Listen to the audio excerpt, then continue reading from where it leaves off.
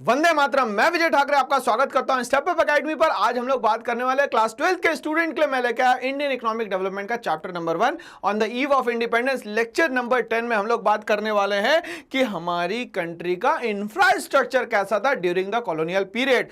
अब यहां पर एक बात जरूर याद रखिएगा, क्योंकि ब्रिटिशर्स यहां से कभी जाने के लिए नहीं आए थे। उन्होंने सोचा 200 साल तो गुलाम बना लिया और भी बहुत सालों तक के हमें यहां पे इनको गुलाम बना के रखना है, इसीलिए उन लोगों ने यहां पे इंफ्रास्ट्रक्चर बहुत अच्छा डेवलप किया। अब ये क्वेश्चन आता है कि इंफ्रास्ट्रक्चर क्या होता है, तो वो सारी बेसिक नेसेसिटीज किसी भी कंट्री की जो कि उसको डेवलप्ड नेशन बनने में या उसको स्ट्रांग बनने में हेल्प करती है, उन सब चीजों को हम लोग यहां पे इंफ्रास्ट्रक्चर में कंसीडर करते हैं।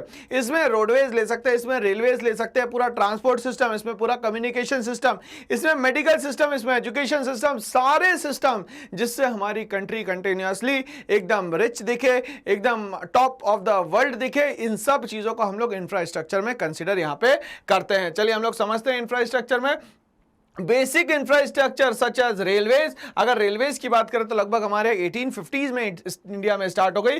पोर्ट्स हमारे यहां बनाए गए जिससे कि वो एक्सपोर्ट इंपोर्ट कर सके यहां बहुत आसानी से। वाटर ट्रांसपोर्ट अच्छा किया गया, इनलैंड वाटरवेज भी अच्छा किया गया, जो कि हमारे यहाँ यूपी में अच्छा किया गया, केरला में अच्छा किया गया, मतलब रिवर्स के थ्रू इन लोगों ने ट्रांसपोर्टेशन सिस्टम यहां पे अच्छा किया।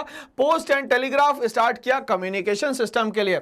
The roads are not fit for modern transport. अब यहां पे जो रोड्स बनाई गई वो सिर्फ और सिर्फ उनके ट्रांसपोर्टेशन के लिए बनाई गई, मतलब उनको जितनी जगह जाना उसके लिए रोड्स अवेलेबल है, बाकी रेस्ट ऑफ द वर्ल्ड के लिए या रेस्ट ऑफ द कंट्री के लिए ये रोड अवेलेबल नहीं है। मतलब बाहर का कोई आएगा उसके लिए भी कोई रोड नहीं है, और इंडिया का कोई आना जाना चाहेगा तो उसके लिए कोई रोड नहीं है।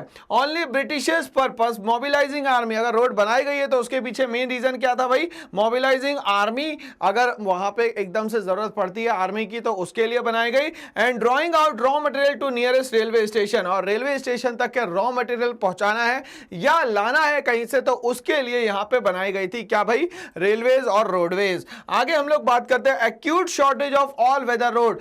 बहुत ज्यादा यहां पे शॉर्टेज थी ऑल वेदर रोड्स की, मतलब कि रूरल इंडिया और अर्बन इंडिया दोनों मिल नहीं सकता था, ये कंडीशन बना के रखी थी इन लोगों ने यहां पे। ओके, आगे बोलता है reach to out the rural areas during the rainy season, और रेनी सीजन में तो आप रूरल एरियाज में जा ही नहीं सकते।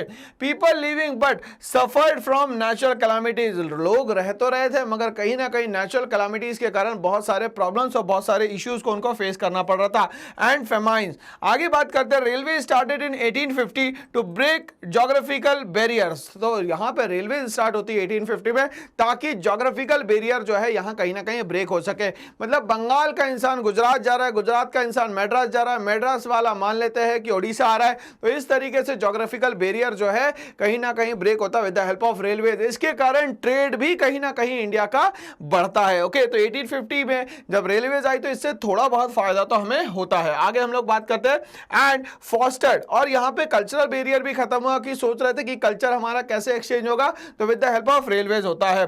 फॉस्टर्ड कमर्शियलाइजेशन ऑफ इंडियन एग्रीकल्चर। कहीं ना कहीं मोर फोकस किया गया, प्रेशर डाला गया कि कमर्शियलाइजेशन ऑफ एग्रीकल्चर हो जाए, मतलब कि मेनली कैश क्रॉप लगाया जाए ना कि यहां पे फूड क्रॉप लगाया जाए। Self sufficiency of the village economy in India. कहीं ना कहीं जो विलेज इकोनॉमी थी उसको सेल्फ सफिशिएंट बनाने की भी यहां पे कोशिश की गई। आगे द इनलैंड वाटरवेज, मतलब जो रिवर्स के थ्रू कम्युनिकेशन सिस्टम होता है, ट्रांसपोर्टेशन सिस्टम है, वो भी बढ़ाया गया, क्योंकि हर चीज आउट ऑफ द कंट्री नहीं हो सकती, मतलब सी पे नहीं हो सकती, इसीलिए कंट्री के अंदर भी ट्रांसपोर्ट होना चाहिए, वाटर ट्रांसपोर्ट, जिसको कहा गया inland waterways. At times also proved uneconomical as in the case of coast canal on the Odisha coast. अब धीरे धीरे करके ओडिशा कोस्ट पे भी फोकस करना शुरू कर दिया और इनलैंड वाटरवेज को बंद करके, और इन लोगों ने जो पोर्ट एरिया था उसको डेवलप करना यहां शुरू करा।